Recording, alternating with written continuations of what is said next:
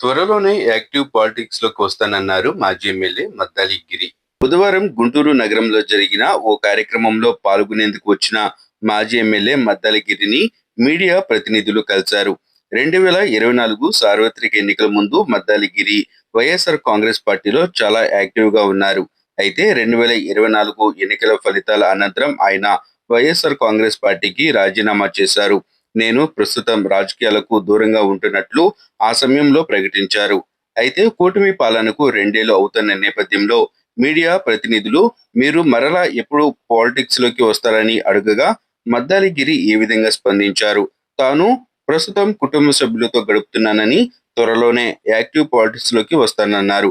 తాను బీజేపీలో చేరినట్లు వస్తున్న వార్తలలో వాస్తవం లేదన్నారు. 10 సంవత్సరాలు తిరిగా సరే ఫ్యామిలీ కోసం ఓ 2 ఏళ్ళు కేటాయిద్దాం అనుకున్నాను. అలాగే తప్పకుండా మళ్ళా అది ప్రజాసేవలోకి ఎప్పుడైనా రావడానికి సిద్ధం. కానీ కొద్దిగా టైం తీసుకొని వద్దాం అనే ఆలోచనలో ఉండి ఆగాం. మరి తప్పకుండా ప్రజల కోసం అయితే మేము ఎప్పుడు ఉంటాను, ప్రజల కోసం ఎప్పుడైనా కష్టపడతాను అని చెప్పి నేను అందరికీ కూడా తెలియజేస్తాను. చేస్తే మీకు బీజేపీలో చేరినా ఎక్కడ చేరినా ఎమ్మటే న్యూస్ గ్యారంటీగా ఫోటోలు వస్తాయి కదా. ఎక్కడికి లేదు, ప్రజెంట్ అయితే కనుక మరి సైలెంట్ గా ఉన్నాను. తర్వాత చూసే మార్గం చేస్తాను. లేదు, నేను ఎవరితో కూడా సంప్రదింపులో, తెలుగుదేశంతో కానీ, వైసీపీతో కానీ, బీజేపీతో కానీ ఎవరితో సంప్రదింపు లేదు.